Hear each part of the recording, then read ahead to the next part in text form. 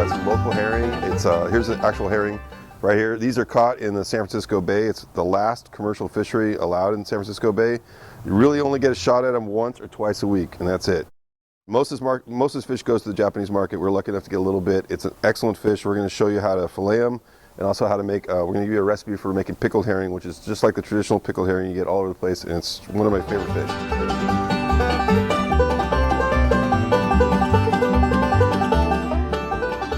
Here's your share. It's going to come like this, wrapped in paper. So we'll just open it up.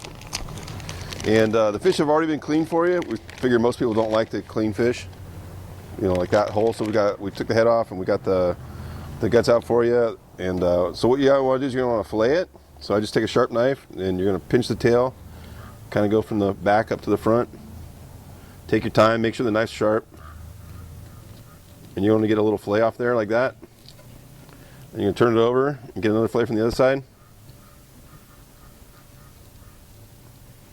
And maybe watch, you don't cut yourself. And you get a couple fillets like that. And you're just going to keep going through the whole bag like that. And then you're going to want to take the rib bones out just a little bit like that. So take the knife like that. And like that. And this one's, you won't always get that little, the fin on the back there, but that one had that one on it.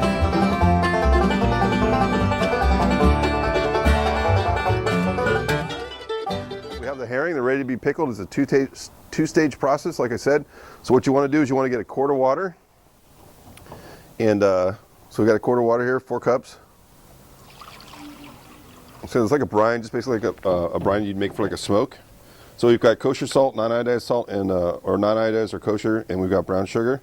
And we're just going to mix them up.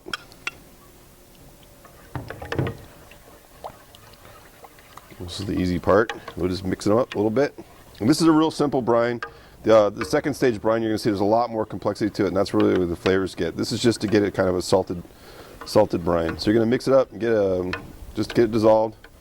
You're just going to throw your fillets in there or fold them in like that, and then store it in a cool spot, probably in the fridge.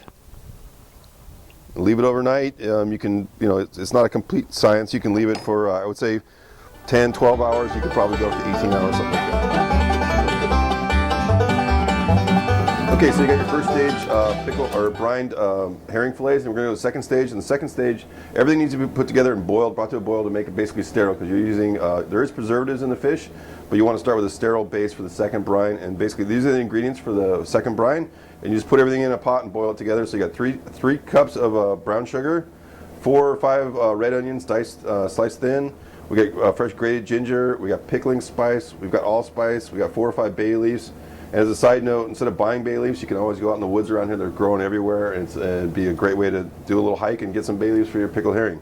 We got mustard seed, we got horseradish, we've got 5 cups of white wine vinegar, and it's a 5% acidity, and then we've got 4 cups of water. So basically what we do is you just crank the heat up and just start dropping them in. And it's that easy.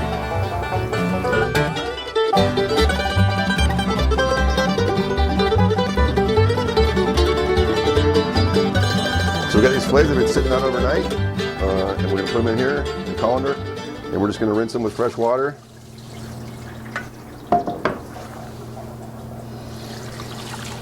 And just rinse them really good. You can just do this in your sink. You don't have to have a big fancy colander or anything like that. Just try to get some of the excess salt off. And that's good enough. Let them drain. And then we're going to cut them into bite-sized pieces.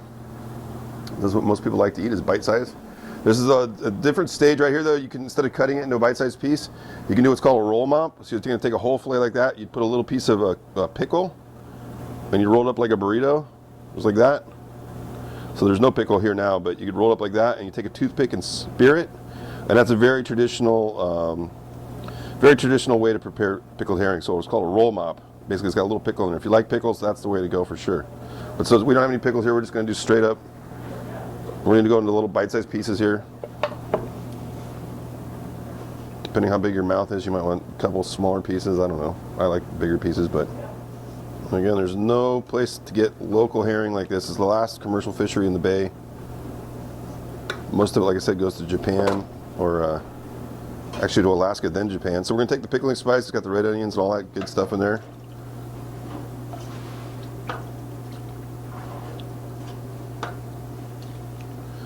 So literally what you're gonna do now is just let it sit like that.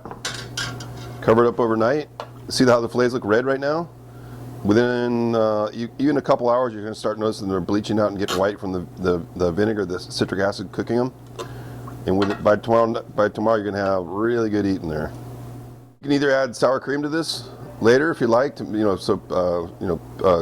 herring with sour cream, or you can just take like a pumpernickel bread, like a dark bread, and toast it and put a little sour cream on it, or cream cheese, and just eat it like that. Or just eat it straight like that with a little fork or something. It's great. So there you go, a local fish that probably nobody knows anything about. It's around, you can get them. It's a fantastic little project.